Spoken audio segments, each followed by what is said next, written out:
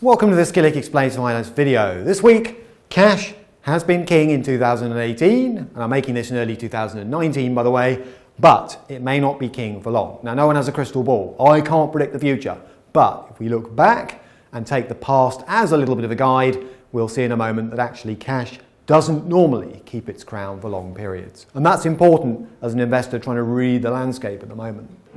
Now, the background, therefore, as pension partners put it, in December 2018, cash has been king in 2018. It's outperformed all of the major global equity indices. And John Authers on Bloomberg made the point that even with hindsight, 2018 was a really difficult year because very, very few, if any, major equity indices managed to deliver a positive result over the course of the year. Whereas cash, it may only offer a small, tiny amount of interest, an historically low amount, but at least that is a small positive return.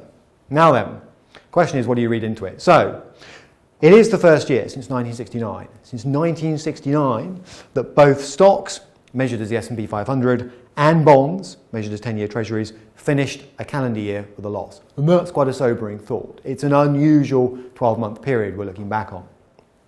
Cash, on the other hand, had its best year since 2007. That's the financial crisis, if you like. So best year in a decade, basically, for cash.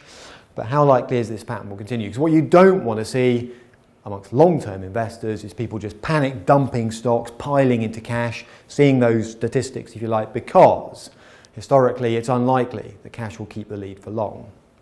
Now, what do I mean by that? How can I say that? Well, it's a relatively rare win last year for cash. So where's my evidence? Well, since 1928, now we have to look backwards because we haven't got a crystal ball. So looking backwards, Stern NYU data, since 1928, cash has beaten bonds and stocks in just 13% of calendar years. So that's worth remembering.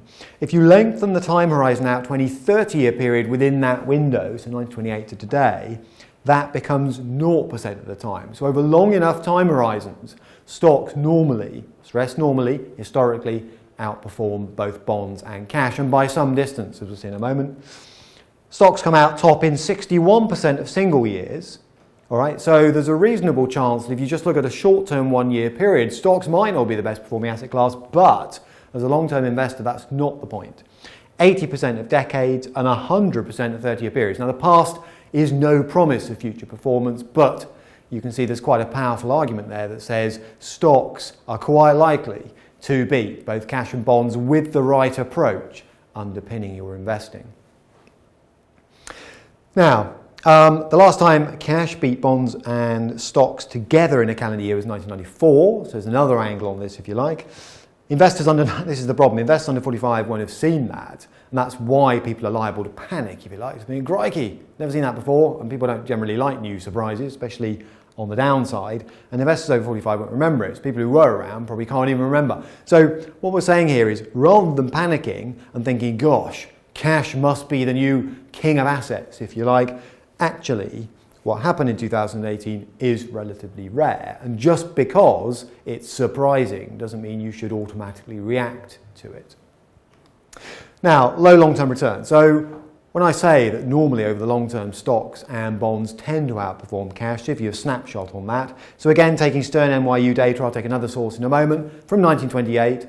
I am using the past as a guide to the future, but remember there's no promise here that the future will be a repeat of the past. But nonetheless, cash has delivered over that period around 3.4% annually, bonds around 4.9%, stocks 9.7%. Now the absolute numbers here are less important than the distance between them. That is a huge gap over a long period between stocks and both bonds and cash. All right? And that's the important point, is being able to hold on to that long-term view as an investor. Take the Barclays Equity Gilt Study, looking back from 1899 this time, cutting the cake a different way. The real value of £100 in cash, according to Barclays, would come out at about £244 today. That's 2.5 times, not bad, but nothing amazing. Real value of £100 in bonds, government IOUs 463, bit better. Real, inflation adjusted, in case you're wondering what real means, value in stocks, £35,000. Now, it's not the absolute numbers here that matter, because no one can promise you'll get another £35,000 over that period again. That's not the point. It's the obvious and large gap between the three numbers at the bottom of those bubbles that's the point. Now, here's the thing that you have to grasp about stocks. They are volatile, but volatility shouldn't be your enemy. It's all about how you manage your approach to stock investing. Cash, on the other hand, isn't volatile, but equally it doesn't tend to deliver those juicy long-term returns. And that's the point. If you're not used to investing long-term in stocks, people can panic when they see markets drop like they did last year. Now, unquestionably did do badly last year. So let's take a look at this. The best and worst 3-year holding period annualized returns for stocks. All right, so that's looking at a fairly short window. You get quite a divergence. So we're generating 31% in a good 3-year period, minus 27 in a bad one. But 3 years in the context of stock market investing is fairly short. The best and worst 30-year holding period for stocks, plus 14 and plus 8. So here's the point. Even in a bad 30-year period, you've generally had a positive return from the stock market. And the 3-year spread narrows dramatically. All right, sorry, the 3-year spread if you look at a 30-year holding period. So here's the point. Volatility can be a problem over the short term, but only if you let it take over your investment approach. So conclusions, basically. Over short-term holding periods, cash does make sense. There is a place for cash in all portfolios, rainy day funds and so on.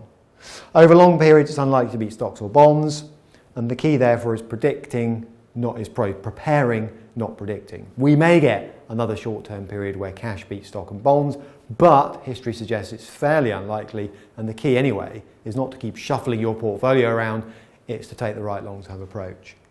And that is, get your rainy day fund sorted, make sure you've got cover for employment, redundancy or a leaky roof. Identify foreseeable calls on capital and make sure you have cash or short-term assets available to meet them. So if you've got a liability falling 2 years out, you don't want to be necessarily 100% in equities, but the rest of your long-term savings should be equity-based for the simple reason that gives you the best chance of getting decent long-term returns compared to somebody who sits too long in cash and or the wrong type of IOU. Lots of ground covered. Editor at killik.com with queries. And to see other videos related to this one, it's killik.com/learn.